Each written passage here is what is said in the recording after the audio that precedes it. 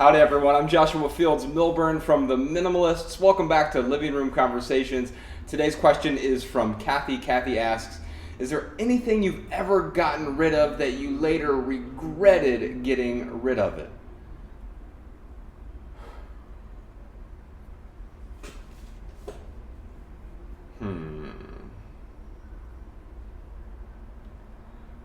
I think the short but not so sexy answer is no.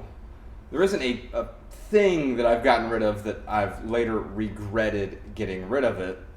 Doesn't mean I don't have any regrets in life, and we could talk about some of those in a second. But that also doesn't mean that I've gotten rid of something in the past and I've had to replace it at some point in the future, but very rarely does that happen. Ryan and I use something called the 20/20 rule. Anything I get rid of that I'm holding on to just in case, I give myself permission to get rid of it because I know that I can replace it for less than $20 in less than 20 minutes from wherever I am. So if I've been holding on to something for a while because I'm figuring maybe it might fit in the new house I'm moving to, or maybe it'll fit with this new lifestyle I'm aspiring toward, I know that I can get rid of it because most things I can replace for less than $20. Now, that would be a really terrible rule if I had to use it every single day, right? If every day I'd go out and say, oh, I got rid of something, so I have to spend $20 today and $20 tomorrow and $20 on Wednesday replacing items I'm constantly getting rid of.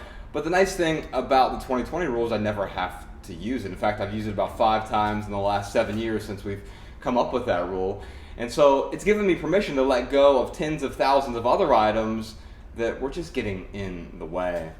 And I don't regret getting rid of any of those items, but there are some things in my life that I do regret. Usually regrets, they manifest because I didn't do something soon enough, or they manifest around actions as opposed to material goods. And so the biggest regret I can think of is before my mother died. I spent a lot of time with her. I was 28 and 29 when she discovered she had cancer, and then she was going through chemo and radiation. And she was living in Florida. I was living in Dayton, Ohio, and I spent a lot of time with her that year as she was going through her chemo and radiation. But man, I wish I would have just said, you know what, I'm taking the whole year off of work and I'm going to go down there and spend all this time I have with her, because I got to spend some time with her, but of course it's never enough. And I think at the end of our life, those are often the regrets. It's never like, oh, I wish I would have held on to this widget. I really regret not accumulating more trinkets. I regret not buying that shirt from the store that I saw the other day. We don't regret those things. And if we do feel that kind of regret, then of course we can let go of the regret. Regret is a choice.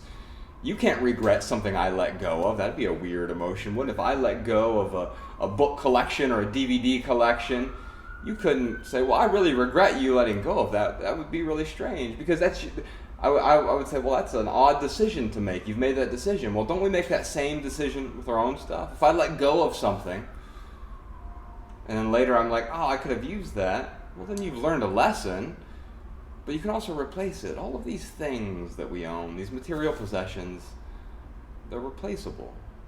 And so there's no need to regret it. And so at the end of the day, I think we can let go of the regret.